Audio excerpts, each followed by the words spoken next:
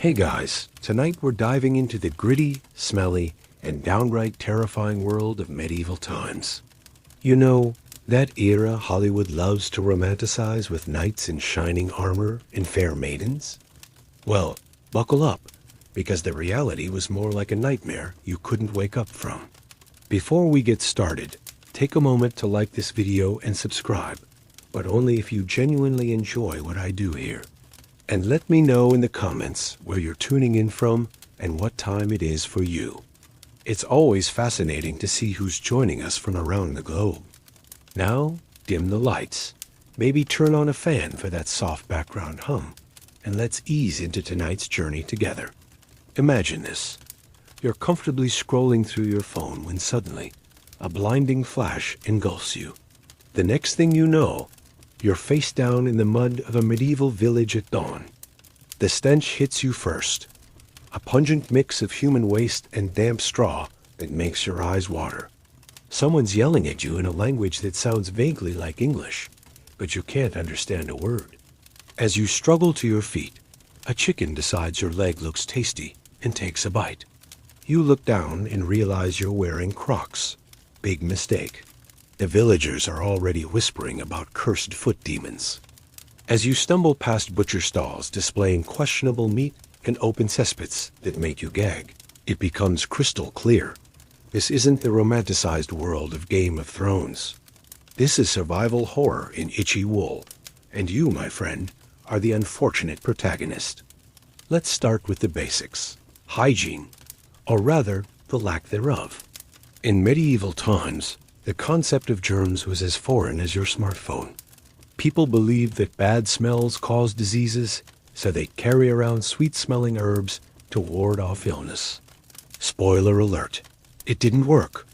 The streets were open sewers, and people emptied their chamber pots out of windows with a cheerful gardy-loo, which was basically medieval for, heads up, I'm about to ruin your day with my waste. Speaking of waste, let's talk about medieval toilets.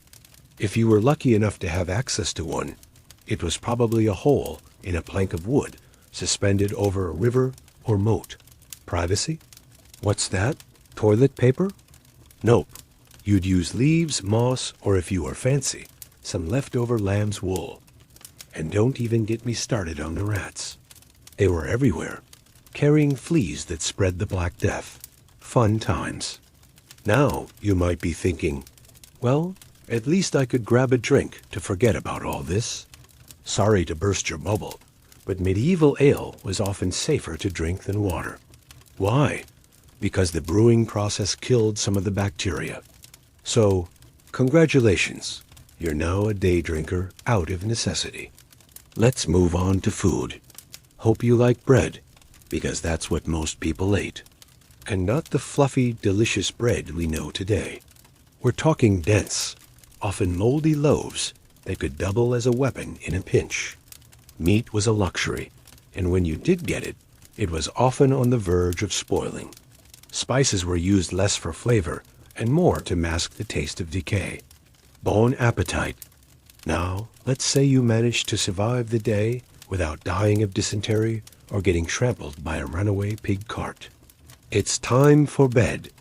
Except your bed is a pile of straw on the floor, shared with your entire family, and probably a few livestock for warmth. Oh, and don't forget the fleas and bedbugs that call your mattress home. Sweet dreams. But wait, there's more. Medieval medicine was a terrifying mix of superstition, guesswork, and procedures that often did more harm than good. Got a headache? Let's drill a hole in your skull to let the evil spirits out. Feeling under the weather? Time for a good bloodletting. And if you were lucky enough to see a doctor, he'd probably diagnose you based on the taste of your urine. I wish I was joking. Let's not forget about justice in medieval times. Guilty until proven innocent was the name of the game. And proving your innocence often involved ordeals like being dunked in water or holding red-hot iron. It's like a twisted game show where the prize is not dying. Now, you might be wondering about entertainment. Surely they had some fun, right? Well, Public executions were a popular form of entertainment. Nothing like watching someone get hanged, drawn and quartered to liven up a dull Tuesday. If that wasn't your cup of mead, you could always enjoy some animal baiting or a good witch burning. As night falls on your first day in medieval times, you find yourself huddled in a corner, covered in mud, flea bites, and probably something worse. The sound of rats scurrying in the shadows keeps you wide awake, and you can't help but wonder if that cough you heard earlier was the start of the plague. So the next time you find yourself complaining about slow Wi-Fi or a lukewarm lave, remember, at least you're not in medieval times. Because trust me, you wouldn't last a day. Those people were made of sterner stuff than us, or maybe they just didn't know any better. Picture this. You're strolling into a steamy medieval bathhouse, the air thick with the scent of sweat and questionable herbs. Communal tubs filled with strangers, healing leeches, and suspicious floating things greet your eyes. You'd think you'd step into some kind of nightmare, but nope, this was just Tuesday for our medieval ancestors. Folks back then, they bathed in reused water, maybe once every few weeks if they were feeling fancy. And when the Black Death came knocking, some brilliant minds decided bathing opened your pores to evil spirits, so they just stopped washing. You thought gym locker rooms were bad? Try medieval sweat and soap soup with 12 strangers and a guy named Wolf who hasn't unclenched since 1349. Now, let's dive into the romantic life of medieval Europe. Spoiler alert, it wasn't all knights in shining armor and damsels in distress. Most folks were too busy trying not to die of plague or get conscripted into the latest, pointless war to worry about finding their soulmate. Love matches? Those were for peasants and poets. If you had any sort of status, your marriage was a business transaction, complete with dowries, land deals, and political alliances. Nothing says true love like being betrothed at age 12 to secure your family's claim on a muddy field. Courtship rituals varied, but they all had one thing in common. They were awkward as hell. Imagine trying to woo your beloved while your entire village watches, including your future in-laws and that creepy guy who always hangs around the village square. Romance was less Romeo and Juliet, and more Romeo and Juliet's parents haggling over how many goats she's worth. But let's not forget the challenges of medieval dating. For one, personal hygiene was optional. Remember those baths we talked about? Yeah. Now imagine trying to get close to someone who hasn't bathed in months and thinks rubbing themselves with herbs counts as deodorant. Then there was the small matter of actually finding time to date. Between tending the fields, avoiding marauding bandits, and trying not to catch the latest plague, free time was in short supply. Netflix and chill was more like milk the cows and hope we don't get invaded. Social interactions were a whole other kettle of fish. Public gatherings were rare and usually involved either church or executions. Not exactly prime flirting opportunities, unless you found discussing eternal damnation or watching someone get hanged particularly romantic. For the lucky few who did manage to find love, expressing it was no easy feat. Poetry was popular, but good luck finding someone who could actually read it. Physical tokens of affection were common, but when your options are limited to rock I found or slightly less moldy piece of bread, it's hard to make a lasting impression. And let's not even get started on the actual act of love. Privacy was a foreign concept when you lived in a one-room hovel with your entire extended family. Hope you like an audience, because Grandma, little Timmy, and the family pig are all getting a front-row seat to your fumbling attempts at romance. But it wasn't all doom and gloom. People still found ways to connect, to love, to laugh. They shared stories around the fire, danced at harvest festivals, and found moments of joy in the midst of hardship. Love, it turns out, is pretty resilient, even in the face of plague, poverty, and really, really bad breath. So next time you're swiping through dating apps or stressing about finding the one, Just remember, at least you don't have to worry about your date dying of the Black Death mid-conversation. Or do you? I mean, have you seen the state of the world lately? As we wrap up our journey through medieval romance, let's take a moment to appreciate how far we've come. Sure, modern dating has its challenges, but at least we have indoor plumbing and antibiotics. And hey, if all else fails, you can always pretend to be a mysterious loner trained in a mountaintop temple. Just don't expect it to work as well as it did for those medieval assassins we mentioned earlier. Speaking of which, most medieval assassins weren't the stuff of legend. They weren't trained in secret arts or born into shadowy guilds. Nah, they were just regular folks down on their luck. Desperate peasants, soldiers who'd fallen from grace, ex-thieves who happened to have decent aim. These were the real faces of medieval hitmen. If you were well off, you didn't become an assassin. You hired one. Having a title, land, or even a goat to your name meant you were management material, not the one getting your hands dirty. But if you just escaped Dada's prison, had a rep for solving problems, and could sneak into a tavern unnoticed, well, congrats. You just might have a future in the assassination business. So there you have it, folks. Medieval romance, where love blossomed in the midst of plague, poverty, and really questionable hygiene practices. It wasn't pretty, it wasn't easy, but somehow people managed to find connection and meaning in a world that often seemed determined to stamp it out. As you drift off to sleep tonight, cozy in your plague-free bed, spare a thought for your medieval ancestors. They may not have had Tinder or toothpaste, but they had grit, determination, and a surprisingly high tolerance for body odor. And in the end, isn't that what love is all about? Picture this. You're a weary peasant in medieval Europe, seeking a moment's respite from your back-breaking labor. You spot a cozy-looking pile of straw and think, perfect. I'll just catch a quick nap. But as you drift off, something's not quite right. You feel a tickle, then a nibble. Suddenly, you're wide awake, face to face with a rat that's decided you're its new chew toy. Now, in our modern world, a rat bite might just mean a trip to the doctor and some antibiotics. But back then, oh boy, you were in for a world of hurt. See, these little fuzzballs weren't just annoying. They were carrying around a microscopic killer called Yersinia pestis. That's right, the bacterium behind the Black Death itself. So there you are, freshly gnawed on by a plague-carrying rodent, and things are about to get real interesting. First up, you might notice some swelling. Not just any swelling, mind you, but these lovely little lumps called buboes. They'd pop up in your armpits, groin, or neck, looking like angry, pus-filled golf balls. Charming, right? But wait, there's more. As if looking like a lumpy potato wasn't enough, your body decides to kick things up a notch.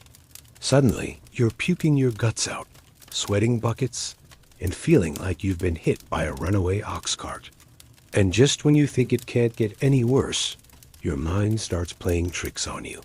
Hallucinations set in, and you're not sure if that's really your dear old gran offering you soup, or if it's just a fever-induced vision of a talking goat.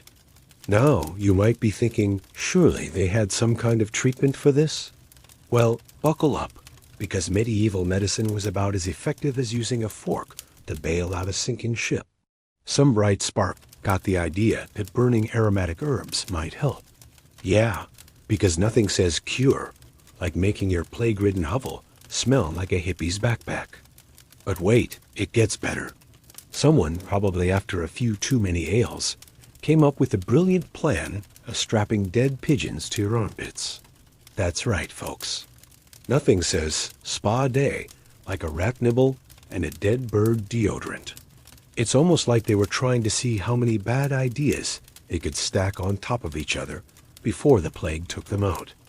Let's take a step back and look at the bigger picture of medieval life. It wasn't all plague rats and pigeon aromatherapy. No, there was plenty of other fun to be had, like trying to avoid being accused of witchcraft because your neighbor's cow stopped giving milk. or enjoying the lovely aroma of open sewers running through the streets. Ah, the good old days. But let's not forget the social interactions. Nothing brings a community together like the constant threat of imminent death, right? You'd gather in the town square, swapping plague survival tips like they were family recipes. Have you tried leeches, Margaret? They're all the rage in plague treatment this season. And don't even get me started on the fashion. Nothing says I'm ready for the end times like a nice, pointy plague doctor mask filled with herbs. It's like they were trying to ward off death and win a bird cosplay contest at the same time. But let's circle back to our furry little friends, the rats. These guys were living their best lives in medieval times. Plenty of garbage to eat, lots of cozy homes to invade, and humans who were too busy trying not to die to really do much about the rat problem. It was like an all-you-can-eat buffet with the added bonus of spreading some good old-fashioned pestilence. Now, you might be wondering, why didn't they just get rid of the rats? Well, my friend, that's a bit like asking why they didn't just invent penicillin while they were at it. Pest control in medieval times was about as sophisticated as their medical treatments, which is to say, not very. The best they could do was hope the local cat population was feeling particularly motivated. But here's the kicker. Even if you managed to avoid the plague-carrying rats, you weren't out of the woods yet. Oh no, there were plenty of other ways medieval life could do you in. Like drinking water, it was basically a cocktail of bacteria and human waste. Or getting a small cut that would inevitably turn into a raging infection because antibiotics weren't a thing yet. And let's not forget about the fleas. These little jumpers were the real MVPs of plague transmission. They'd hop from rat to human faster than you could say. Bubonic, turning every furry little rodent into a mobile plague dispenser. It was like a twisted game of tag, where the losers got, well, the plague. But you know what? Despite all this, life went on. People still fell in love, had families, and tried to make the best of things. They'd gather around the fire, telling stories, probably about rats and plagues. But hey, at least they were socializing. And in a weird way, all this plague business brought people together. Nothing unites a community quite like the shared experience of trying not to die from a rat bite. You'd see your neighbors in the street and exchange knowing nods. Still alive, eh? Good on you. So the next time you're lying down for a nap and feel something nibbling on your toes, just be thankful you're not in medieval times. Sure, it might be your cat being annoying, but at least it's not a plague-carrying rat about to send you on a one-way trip to Bubble Town. Population, you and your new pigeon armpit friends. In the end, life in medieval times was a constant battle against nature, disease, and some seriously questionable medical practices. But hey, at least they didn't have to deal with social media, right? Silver linings, people. Silver linings. Picture this. It's the dead of night. You're bone-tired, and your so-called bed is nothing more than a sack of hay that's practically alive with flea colonies. You itch, you twitch, and you swear you just saw something crawl out from under your blanket. Welcome to the medieval sleeping experience, where every mattress was a potential biohazard, and getting a good night's rest was about as likely as finding a dragon in your backyard. These medieval beds weren't just uncomfortable, they were downright dangerous. Rarely cleaned and often stuffed with whatever people could get their hands on. Straw, rags, or even leaves if you were really desperate. These makeshift mattresses were a breeding ground for all sorts of creepy crawlies. Lice, mites, and the occasional mouse were your unwelcome bedfellows. It was like staying at a motel with a Yelp rating of plague likely, except you couldn't just check out and find a better place. Now, you might be thinking, surely the rich had it better? Well, they did, but not by much. Even if you were lucky enough to sleep on a proper bed frame instead of the floor, you still had to contend with the same hygiene issues. The wealthy might have had fancier blankets and pillows, but those were just as likely to be infested with unwanted guests. It's like upgrading from economy to first class on a flight, only to find out the whole plane is crawling with bedbugs. But let's not forget about the real MVPs of medieval sleeping arrangements, the fleas. These tiny terrors weren't just annoying. They were downright deadly. Fleas were the primary carriers of the bubonic plague, which wiped out 1/3 of Europe's population. So every time you laid down to sleep, you were essentially playing a game of Russian roulette with your health. Sweet dreams, indeed. And it wasn't just the critters you had to worry about. The stuffing in these mattresses was often damp, moldy, and full of bacteria. Imagine trying to get comfortable on a pile of wet newspapers that's been left out in the sun for a week. That's basically what medieval folks were dealing with every night. It's no wonder they had so many ghost stories. I'd be seeing things too if I had to sleep on that. But wait, there's more. If you thought the bed itself was bad, just wait until you hear about the bedroom. Most people didn't have separate sleeping quarters. You'd be snoozing in the same room as your entire family, maybe even some livestock if you were a farmer. Privacy? What's that? You were lucky if you had a curtain to pull around your bed, assuming you even had a bed and not just a pile of straw on the floor. Now, you might be wondering, why didn't they just clean their beds? Well, here's the thing. Cleaning wasn't exactly a priority in medieval times. Between trying to avoid the plague, working from dawn to dusk, and generally just trying to survive, people didn't have much time or energy left for housekeeping. Plus, the concept of germs wasn't really a thing back then. As far as they knew, those itchy bites were just part of life, like taxes or the occasional witch burning. Speaking of witch burnings, let's talk about the superstitions surrounding sleep in medieval times. People believed that evil spirits were most active at night, so they'd do all sorts of things to protect themselves while they slept. They'd hang herbs above their beds, say special prayers, or even sleep with a knife under their pillow. Because apparently, the threat of being stabbed in your sleep was less scary than the possibility of demon possession. But it wasn't all bad. Medieval folks had some pretty creative solutions for their sleeping woes. For example, they'd often stuff their mattresses with aromatic herbs, like lavender or thyme. Not only did this help mask the smell of unwashed bodies and moldy straw, but it also had the added benefit of repelling some insects. It's like they invented the first natural air freshener / bug spray. Talk about medieval ingenuity. And let's not forget about the medieval version of the white noise machine, the night watchman. In towns and cities, these brave souls would walk the streets at night, calling out the hours and keeping an eye out for trouble. Their calls were meant to reassure people that someone was awake and watching over them. Of course, it also meant that you'd be woken up every hour by someone shouting outside your window. But hey, at least you knew what time it was, right? Now you might be thinking, surely things got better as time went on? Well, yes and no. By the late medieval period, some advancements were being made. Bed frames became more common, and people started using feather mattresses if they could afford them. But here's the catch. Those feather mattresses? They were even better breeding grounds for bugs than straw. It's like they upgraded from a studio apartment to a luxury penthouse for fleas. But let's end on a positive note. Despite all these challenges, medieval people still managed to sleep. They still dreamed, they still snored, and they still woke up each morning, ready to face another day of avoiding plague, dodging marauding armies, and trying not to get accused of witchcraft. It really puts our modern sleep problems into perspective, doesn't it?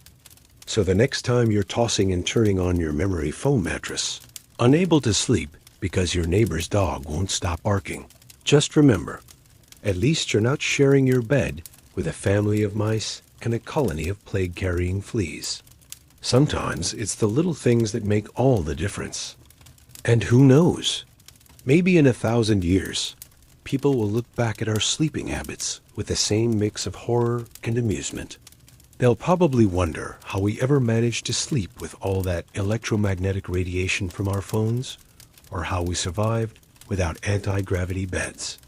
But for now, let's just be grateful for our bug-free, relatively clean sleeping arrangements. After all, a good night's sleep is one of life's great pleasures, even if it took us a few centuries to figure out how to get one. You're sitting there, gnawing on a hunk of stale barley bread, when suddenly, crack! Congratulations, you've just broken a tooth. Time to pay a visit to your friendly neighborhood barber surgeon. Yeah, that's right. The same guy who cuts your hair and does a bit of bloodletting on the side. Oh, and don't forget about those amputations he's so fond of. Medieval dental care? More like medieval dental scare. Now, you might be wondering why tooth decay was so rampant back then. Well, imagine eating bread that's basically just rocks held together by flour. That's what medieval folk were dealing with. Coarse, gritty bread that wore down your teeth faster than a blacksmith's file on a rusty sword. And when that inevitable toothache hit, your options were limited, to say the least. Picture this. You're sprawled out in a chair that's seen better days, probably covered in the blood of the last poor soul who needed a tooth pulled. The barber surgeon looms over you, a pair of pliers in one hand and a mug of ale in the other. Painkillers? He scoffs. We've got ale, screening, and the gentle touch of a man who sharpens blades for a living. Take your pick. But let's not get ahead of ourselves. Before we dive into the nitty-gritty of medieval dentistry, let's take a moment to appreciate the finer points of life in those not-so-dark ages. Sure, you might lose a few teeth, but at least you got to live in a time when people thought the earth was flat and bathing was optional. Life in medieval times was a bit like playing a really intense game of survival, except the rules were made up by people who thought leeches could cure anything. You'd wake up at the crack of dawn, assuming you survived the night without catching the plague or being eaten by wolves. Then it was off to work in the fields, where you'd spend your day trying not to get crushed by your ox or impaled on your pitchfork. But it wasn't all bad. After a long day of back-breaking labor, you could look forward to a hearty meal of more bread. Maybe some pottage if you were feeling fancy. And let's not forget the ale. Oh, the ale. It was safer to drink than water, which was basically just a soup of bacteria and human waste. So bottoms up. Nothing like a nice tankard of liquid bread to wash down your solid bread. Now, you might be thinking, surely they had some form of entertainment back then? Well, you'd be right. If you were lucky, you might catch a glimpse of a traveling minstrel or a juggler who hadn't dropped all his balls in the mud yet. And if you were really fortunate, you might even get to watch a public execution. Nothing says family fun like a good old-fashioned beheading, right? But let's get back to that toothache, shall we? Because that's where things really get interesting. See, in medieval times, dental care wasn't exactly a priority. When you're worried about surviving the winter or avoiding the next plague outbreak, a little thing like tooth decay seems pretty trivial. So, what did they do when a tooth started giving them trouble? Well, first they'd try some home remedies. Maybe chew on some herbs or rub a bit of honey on the gum. If that didn't work, they might try drilling a hole in the tooth with a hand drill. Yes, you heard that right. A hand drill in your mouth without anesthesia. Sounds fun, doesn't it? But if all else failed, it was time to visit our friend the barber surgeon. Now, these guys were the jack-of-all-trades of the medical world. Need a haircut? They've got you covered. Feeling a bit under the weather? Time for a good bloodletting. Got a tooth that's driving you mad? Well, they had just the thing for that too. The barber surgeon's dental toolkit was a sight to behold. Pliers, hammers, chisels. It looked more like a torture chamber than a dentist's office. But hey, when all you've got is a hammer, everything looks like a nail. Or in this case, when all you've got is a pair of pliers, every tooth looks like it needs yanking. The procedure was simple. And by simple, I mean horrifyingly barbaric. The barber surgeon would grab hold of the offending tooth with his pliers and start yanking. No anesthesia, no painkillers, just good old-fashioned brute force. If the tooth was particularly stubborn, he might even resort to using a hammer and chisel to break it into pieces before pulling it out. Now, you might be wondering, what about infection? Surely they took precautions? Well, if by precautions you mean saying a quick prayer and maybe wiping the pliers on their shirt, then yes, they took precautions. Sterilization wasn't exactly a priority in a time when people thought bad smells caused disease. But let's not be too hard on our medieval ancestors. They were doing the best they could with what they had. And what they had was, well, not much. No antibiotics, no x-rays, no fancy dental drills. Just a lot of courage, a high pain tolerance, and probably a fair bit of ale. Speaking of ale, that brings us to another interesting aspect of medieval life, the social scene. Now, you might think that with all the plagues, wars, and general misery, people didn't have much time for socializing. But you'd be wrong. In fact, the local tavern was the heart of social life in many medieval towns and villages. Picture this. It's been a long day of toiling in the fields or sweating over a hot forge. You're tired, you're dirty, and your teeth are aching from all that coarse bread. Where do you go? The tavern, of course. It's where you catch up on the latest gossip, play a game of dice, and maybe even start a good old-fashioned bar brawl. And let's not forget the ale. Oh, the ale. It wasn't just a drink. It was a way of life. It was safer than water. It helped dull the pain of everyday existence. And it made your fellow villagers seem a lot more interesting than they actually were. Plus, if you drank enough of it, you might even forget about that throbbing toothache for a while. But life wasn't all ale and bar fights. There were also the constant threats of invasion, famine, and of course, the ever-present specter of the plague.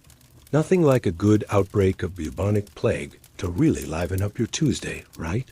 And if the plague didn't get you, there was always the chance of being accused of witchcraft. Because apparently, if your neighbor's cow stopped giving milk, it was clearly your fault for consorting with the devil. Yet, despite all these challenges, medieval people found ways to survive and even thrive. They built magnificent cathedrals, created beautiful works of art, and laid the foundations for many of the institutions we still rely on today. And they did it all without modern dentistry, which is pretty impressive when you think about it. So, the next time you're sitting in a comfortable dentist chair, with anesthesia dulling the pain, and a trained professional using state-of-the-art equipment to fix your teeth, spare a thought for your medieval ancestors.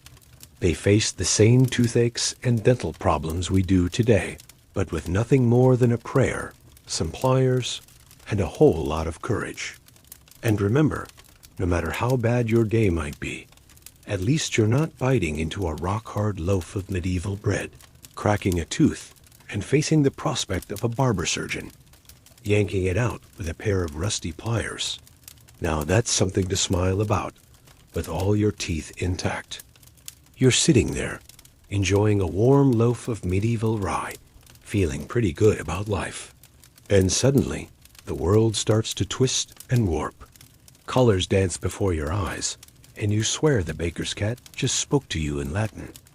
Welcome to ergot poisoning, folks, where your daily bread comes with a side of hallucinations, convulsions, and if you're really unlucky, a one-way ticket to the afterlife. Now you might be thinking, bread? Deadly? Surely you jest. But I assure you, in medieval times, that humble loaf could be more dangerous than a knight's sword. See, back then, they didn't have the luxury of climate-controlled grain silos or FDA inspections. Nope. Their grain storage was more like chuck it in a damp corner and hope for the best.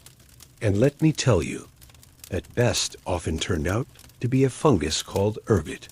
This nasty little parasite loved nothing more than to hitch a ride on rye and other grains. When consumed, it acted like nature's own version of LSD, minus the groovy music and tie-dye shirts. But wait, it gets better or worse, depending on your perspective. During times of famine, which were about as common as fleas on a street dog, people couldn't afford to be picky about their food. Moldy bread? Down the hatch it goes? Who cares if it tastes a bit off when your stomach's been empty for days? Now, picture this. It's 1518 in Strasbourg, France. People start dancing in the streets. Sounds like a party, right? Wrong. This was the infamous dancing plague, where folks literally danced themselves to death. For days on end, they twirled and jived, their feet bleeding, bodies collapsing from exhaustion. And the kicker? Many historians believe this was caused by, you guessed it, good old ergot contaminated grain. So there you have it, folks. In medieval times, gluten wasn't just making your stomach upset. It was making you see dragons, dance till you dropped, and possibly meet your maker. Turns out, gluten was the least of your problems. But let's not get ahead of ourselves. Life in medieval times wasn't all doom, gloom, and psychedelic bread. Oh no, it was a veritable smorgasbord of delights. If by delights you mean plague, poverty, and the constant threat of invasion. Picture this. You're a peasant. Because let's face it, unless you're listening to this from your solid gold throne, that's what you'd have been back then. Your day starts at the crack of dawn, not because you're an early bird, but because your stomach is growling louder than a hungry bear. You stumble out of your one-room hovel, careful not to wake the chickens sharing your living space. Yes, chickens. They're not just for Sunday dinner. They're your roommates, alarm clocks, and retirement plan all rolled into one. As you step outside, the fresh morning air hits you. And by fresh, I mean a pungent cocktail of human waste, animal dung, and that indefinable medieval funk. You see, sanitation wasn't exactly a priority back then. The concept of germs was as alien as smartphones, so people just tossed their waste wherever was convenient. Streets, rivers, out the window. It was all fair game. Speaking of games, let's talk entertainment. No Netflix, no video games, not even a decent book, unless you were one of the lucky few who could read. So what did medieval folks do for fun? Well, when they weren't busy trying not to starve or die from the plague du jour, they got creative. Ever heard of mob football? Imagine an entire village playing a game with no rules, no boundaries, and a pig's bladder as a ball. It was less a sport and more a socially acceptable riot. The goal? Get the ball to the other village, by any means necessary. Broken bones were just part of the fun. But let's not forget the classier forms of entertainment. If you were lucky enough to be nobility, you might enjoy a nice jousting tournament. Nothing says sophisticated, like watching two men try to impale each other with giant toothpicks while riding horses. Am I right? Now, I know what you're thinking. Surely, with all this excitement, medieval people must have lived life to the fullest. Well, about that. The average life expectancy was around 30 years. But before you start feeling too sorry for them, remember that this number is skewed by high infant mortality. If you made it past childhood, you might actually live to the ripe old age of 50 or 60, practically ancient by medieval standards. Of course, making it to old age was easier said than done. Between the wars, famines, and diseases, staying alive was a full-time job. And speaking of jobs, let's talk about career options in medieval times. If you were a peasant, your career path was pretty much set from birth. You'd work the land, pay your taxes to the local lord, and hope you had enough left over to feed your family. Upward mobility? That was about as likely as finding a dragon in your backyard. But hey, if you were really ambitious, you could always become an assassin. Now, before you get excited, let me burst that bubble of romanticized notions. Most medieval assassins weren't mysterious loners trained in mountaintop temples. They were desperate peasants, disgraced soldiers, ex-thieves with decent aim, or people so far off society's radar they could kill a man and still not be noticed in the census. If you were well off, you didn't become an assassin. You hired one. If you had a title, land, or even a goat to your name, you were in management. But if you just escaped Data's prison, had a reputation for solving problems, and could sneak into a tavern without being noticed, well, you might have a future in the assassination business. Now, let's talk about the finer things in life, like hygiene, or rather, the lack thereof. Bathing was not a daily occurrence. In fact, some people believed it was downright dangerous. The theory was that water opened up your pores, allowing disease to enter your body. So instead of bathing, people would just change their linen undergarments and call it a day. Perfume was invented for a reason, folks. And don't even get me started on dental hygiene. Toothbrushes, as we know, then didn't exist. People would use twigs, cloth, or their fingers to clean their teeth. And toothpaste? How about a mixture of ground eggshells and vinegar? Yum! Is it any wonder that a full set of teeth was a rare sight? But it wasn't all bad. Medieval times gave us some pretty cool stuff too, like castles. Sure, they were primarily for defense, but you can't deny they had style. And let's not forget about the birth of universities, the development of mechanical clocks, and the invention of eyeglasses. So while they might not have had indoor plumbing or Netflix, they were laying the groundwork for the modern world we enjoy today. As we wrap up our little journey through medieval times, let's take a moment to appreciate how far we've come. The next time you bite into a sandwich, remember, it's not just lunch. It's a testament to centuries of agricultural and food safety advancements. And when you flush your toilet or take a hot shower, say a little thank you to your medieval ancestors who paved the way for modern sanitation. So there you have it, folks. Medieval life, where your bread could kill you, your entertainment might maim you, and surviving to 30 made you the Betty White of your village. It was a time of contrasts, brutal yet innovative, dirty yet colorful, short-lived yet full of life. And while we might romanticize it in movies and books, I think we can all agree it's much nicer to learn about it from the comfort of our ergot-free, indoor-plumbed, Netflix-equipped homes. Now, if you'll excuse me, I'm off to enjoy a nice, safe, hallucination-free sandwich. And maybe dance a little jig, just because I can, not because my bread is making me do it. Picture this. You're a medieval peasant, minding your own business, when suddenly you're accused of swiping a chicken. No big deal, right? Wrong. In medieval times, your fate wasn't decided by evidence or a fair trial.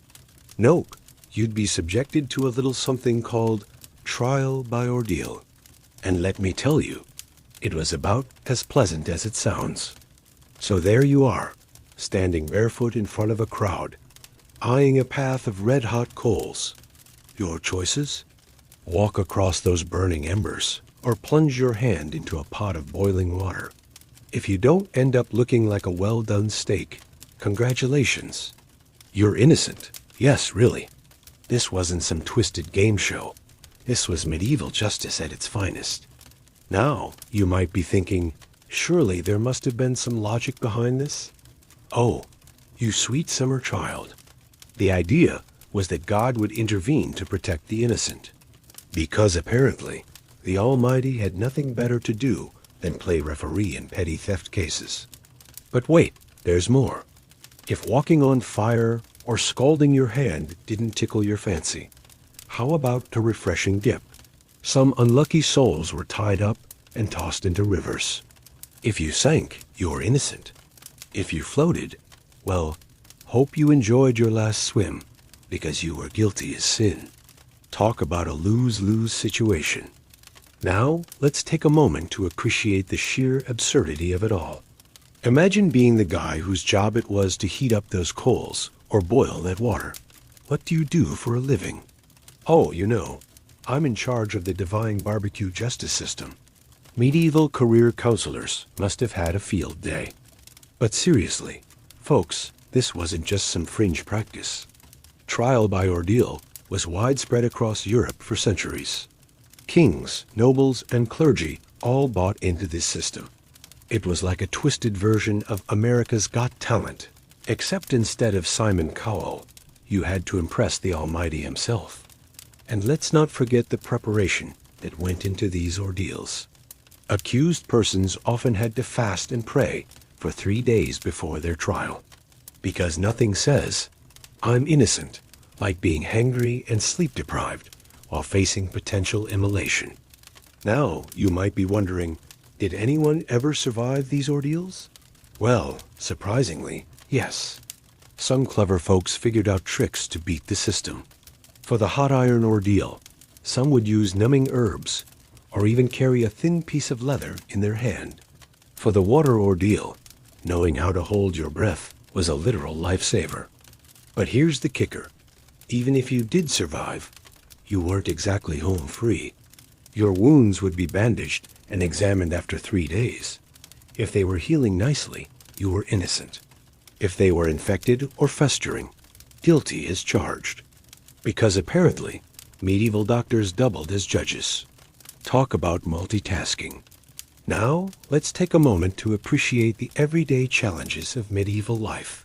You've got plagues, famines, and marauding armies to worry about. And on top of all that, you've got to be ready to prove your innocence by essentially volunteering for a torture session. It's like the world's worst game of Would You Rather. But it wasn't all doom and gloom.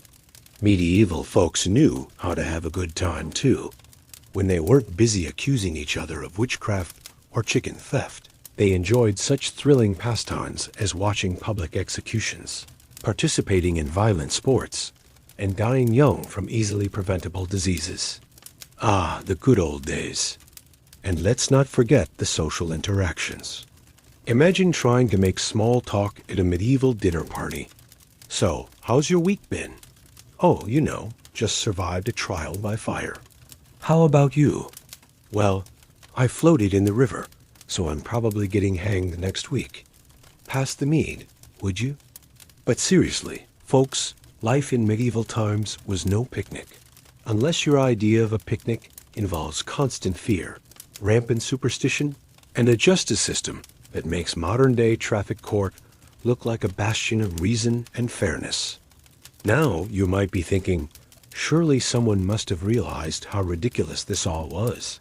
Well, you'd be right. By the 13th century, some forward-thinking individuals started to question the validity of trial by ordeal. Pope Innocent III even banned clergy from participating in these trials in 1215. It's like they suddenly realized that maybe, just maybe, setting people on fire wasn't the best way to determine guilt or innocence. But old habits die hard, and trial by ordeal didn't disappear overnight. It lingered on in various forms for centuries. In fact, the last recorded instance of trial by ordeal in Europe was in 1687. That's right, folks. People were still getting dunked in rivers to prove their innocence when Newton was busy inventing calculus. Talk about a clash of civilizations. So, the next time you're feeling down about the state of the world today, just remember, at least you don't have to walk across burning coals to prove you didn't steal a chicken. Unless, of course, you're into that sort of thing. In which case, medieval times might just be your idea of paradise. In conclusion, let's take a moment to appreciate how far we've come. From trial by ordeal to DNA evidence, from burning coals to fingerprint analysis, our justice system has made some serious upgrades. Sure, it's not perfect, but at least we're not throwing people in rivers anymore. Well, not officially, anyway. So the next time you find yourself complaining about jury duty, just remember, it could be worse. You could be facing the medieval court system. 0% logic, 100% barbecue. And on that note, I think I'll skip the grilled chicken tonight. Just to be safe. Picture yourself trudging through a muddy medieval street, wrapped in 10 layers of soggy wool. Your belt's made of iron, your feet are crammed into wooden clogs, and animal hides are your only protection against the elements. You take a step, lose your balance, and faceplant into a puddle of muck. Congratulations, you've just experienced the joys of medieval fashion. These weren't just clothes. They were portable Petri dishes. Stiff as a board, impossible to dry, and about as hygienic as a rat's nest. You'd be lucky if you only developed trench foot. More likely, you'd end up with a delightful cocktail of infections, mold, and frostbite. Fashion statement? More like fungal statement. But hey, at least you looked. Well, not good, but certainly authentic. Medieval folks didn't have the luxury of breathable fabrics or moisture-wicking technology. They were stuck with whatever they could scrounge up, which usually meant wool. Lots and lots of wool. And when it rained, which was often, that wool soaked up water like a sponge. Imagine walking around in a wet sheep all day. Not exactly a recipe for comfort or good health. Now you might be thinking, surely they had some way to dry their clothes? Well, yes and no. They could hang them by the fire, but that often led to scorched fabric and the occasional house fire. Plus, with most peasants living in one-room hovels, there wasn't exactly a lot of space for a drying rack. So, more often than not, they'd just keep wearing their damp, moldy clothes until they either fell apart or the wearer did. And let's talk about those wooden clogs for a moment. Sure, they kept your feet out of the mud, but they also kept your feet from, moving naturally. Imagine trying to run from an angry boar while wearing flip-flops made of tree trunks. Not exactly conducive to a quick getaway. Plus, the constant clomping around on hard surfaces led to all sorts of foot and back problems. Medieval chiropractors must have made a killing. But it wasn't just the peasants who suffered. Even the nobility, with their fancy silks and velvets, weren't immune to the perils of medieval fashion. Those elaborate headdresses and towering hats, they were basically neck-breaking devices. One wrong move, and you topple over like a felled oak. And don't even get me started on corsets. Nothing says I'm ready for a day of courtly intrigue, like not being able to breathe properly. Of course, we can't forget the ultimate fashion accessory of the Middle Ages, armor. Nothing says, I'm ready for battle, like strapping yourself into a human-shaped oven. Knights would often pass out from heat exhaustion before they even reached the battlefield. And if they did make it, they'd be so exhausted from lugging around all that metal that they'd be easy pickings for the enemy. It's no wonder so many medieval battles ended with everyone agreeing to go home and have a nice cup of mead instead. But perhaps the most insidious killer in the medieval wardrobe was the humble codpiece. Yes, that bizarre genital-enhancing fashion statement was more than just a way to show off your assets. It was also a breeding ground for all sorts of nasty infections. Turns out, stuffing your nether regions with padding and then sealing them up in a leather pouch isn't great for hygiene. Who knew? And let's not forget the joys of medieval underwear, or lack thereof. Most people didn't wear any, which led to all sorts of chafing and irritation. And when they did, it was usually just a long shirt called a chemise. Imagine wearing the same shirt for weeks on end without washing it. Now imagine that shirt is also your underwear. Yeah, not exactly a recipe for freshness. But it wasn't all doom and gloom in the world of medieval fashion. Some clever folks found ways to make their clothes work for them. Take the pointy shoes known as poulaines, for example. Sure, they were ridiculous and made walking a challenge, but they were also great for kicking your enemies in the shins. And those ridiculously long sleeves on nobles' gowns? Perfect for hiding a dagger or two. Fashion and function. Medieval style. Of course, all this discomfort and potential for death by clothing didn't stop people from trying to look their best. Status was everything in medieval society, and your clothes were the easiest way to show off your rank. Sumptuary laws even dictated what colors and fabrics different classes could wear. Caught wearing purple when you're not royalty? That'll be a hefty fine, peasant. But perhaps the most surprising thing about medieval fashion is how some of it has managed to stick around.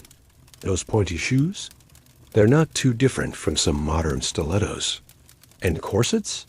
Well, they've made quite the comeback in recent years.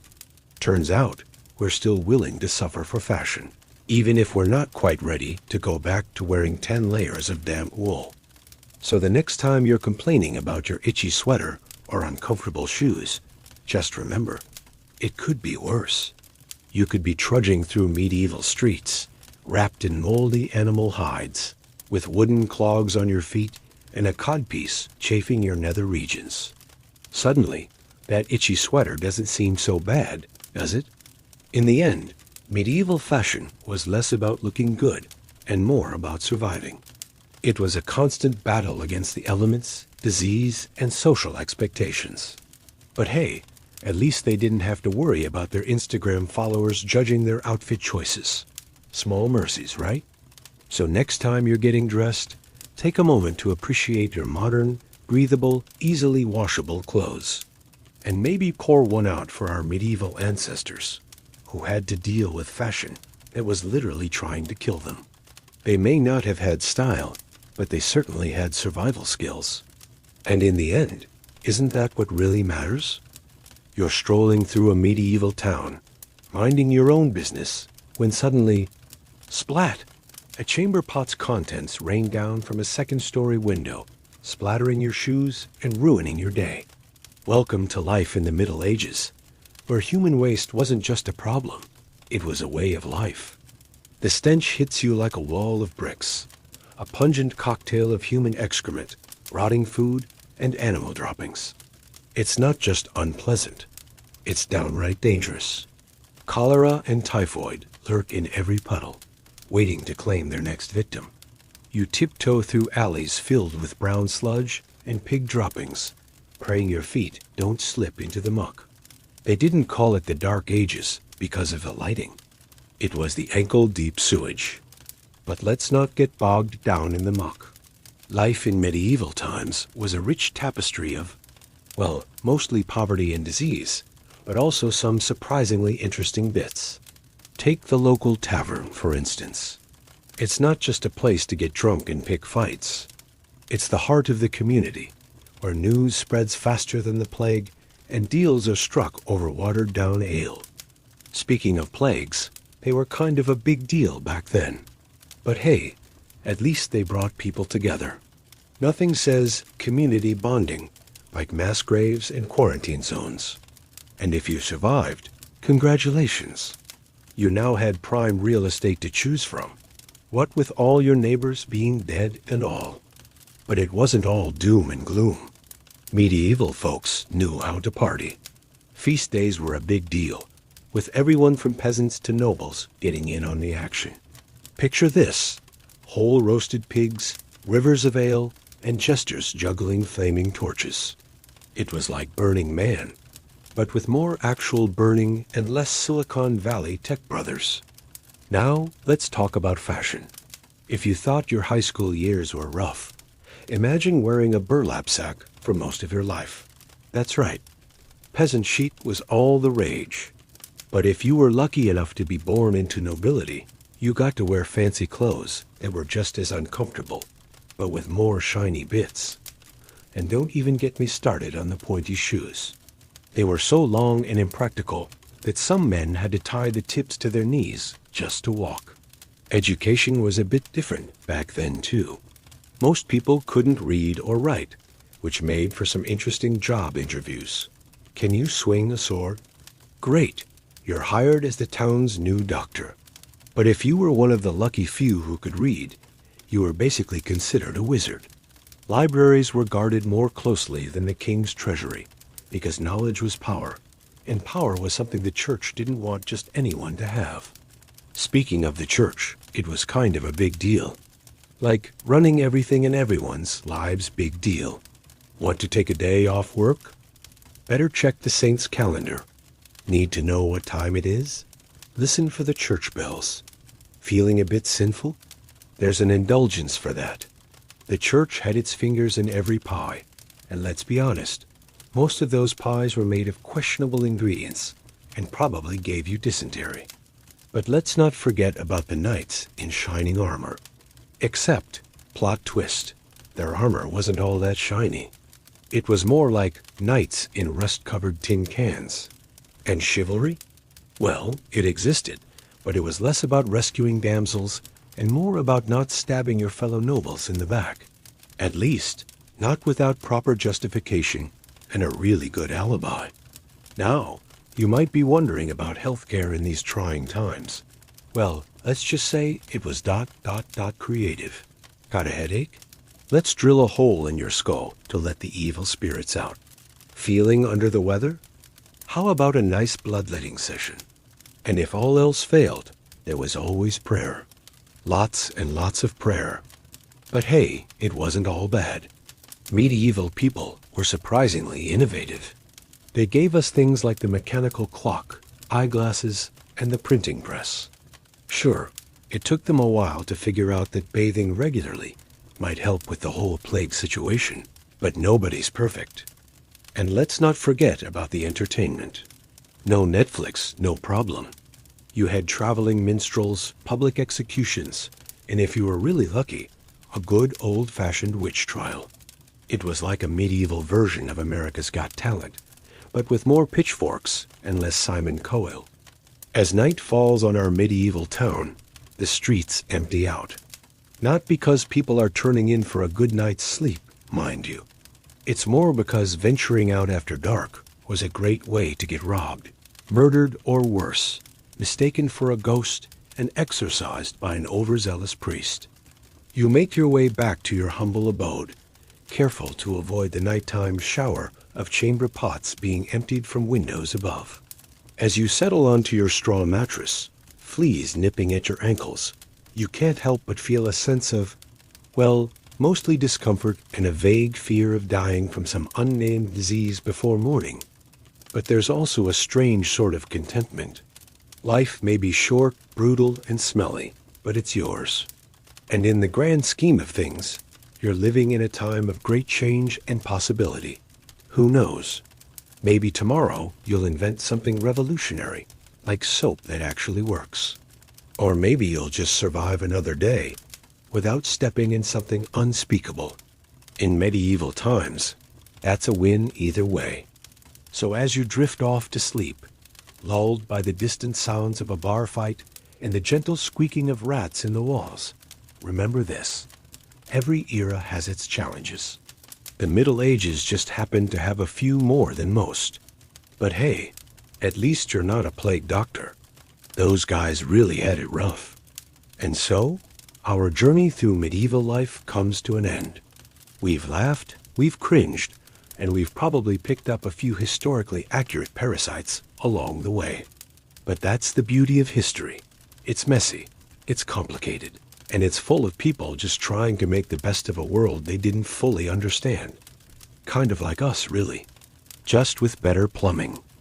You'd think medieval Europe was all about knights in shining armor and fair maidens in flowing gowns. But let's be real. It was more like a giant open-air latrine with a side of plague. And the smell? Oh boy, the smell. It wasn't just bad. It was criminal. Literally. See, in those days, you could actually get arrested for stinking too much. Yeah, you heard that. Right. Some towns had laws against stink offenses.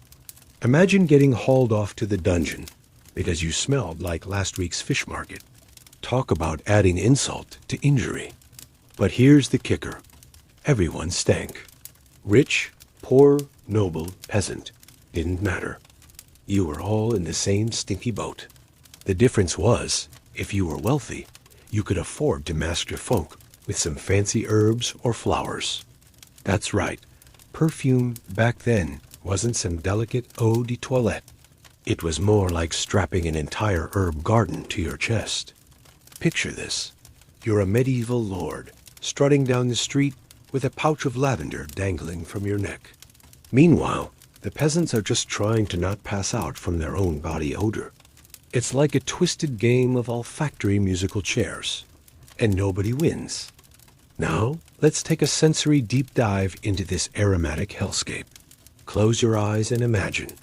Body odor so thick you could cut it with a knife, mingling with the acrid smoke from wood fires.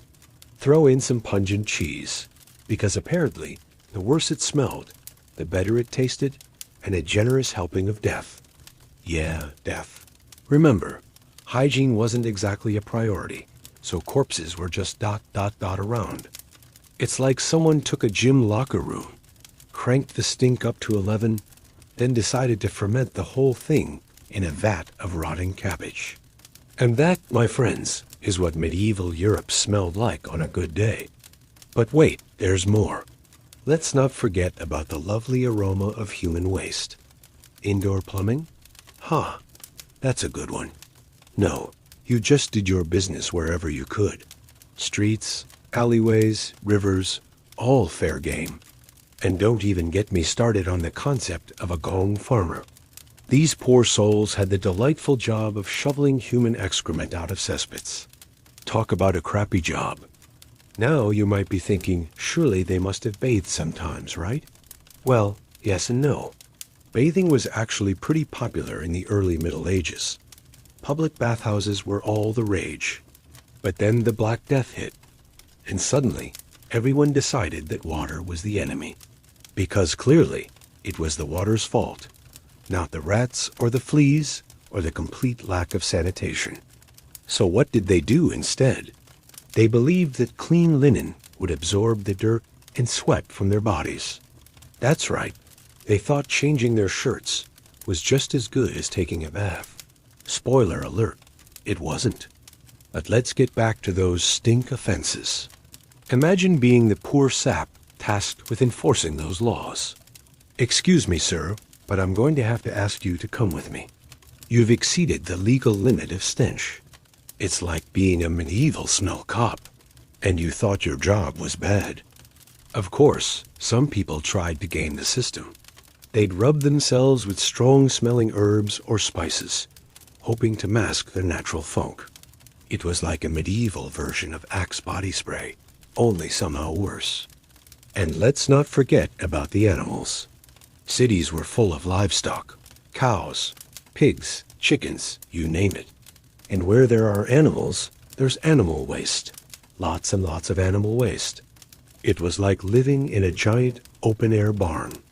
Only instead of cute little farm animals, it was filled with disease-ridden rats and fleas. But hey, at least they had cheese, right? Sure, it might have smelled like a foot that had been marinating in a swamp for a month, but apparently it tasted great. And when everything around you smells like death and despair, I guess a little foot cheese doesn't seem so bad. Speaking of food, let's not forget about the lovely aroma of medieval cuisine. Imagine a mix of rancid meat, overcooked vegetables, and enough garlic to ward off an entire army of vampires. It's like someone took the worst school cafeteria food you've ever had and left it out in the sun for a week. But wait, there's more. Remember those herbs and flowers people wore around their necks? Well, they weren't just for smelling pretty. No, people believed they could ward off disease. Because apparently, if you can't smell the plague, it can't get you. Solid logic there, medieval folks. And let's not forget about the lovely scent of burning flesh. No, I'm not talking about barbecues gone wrong. I'm talking about public executions. Nothing says, "Have a nice day," like the smell of someone being burned at the stake wafting through your window. But perhaps the worst offender in this olfactory nightmare was the tannery. These were the places where animal hides were turned into leather. The process involved urine, feces, and rotting animal flesh. It smelled so bad that tanneries were often located outside of town limits. Because apparently, even in a world where everyone stank, the tanners were just too much.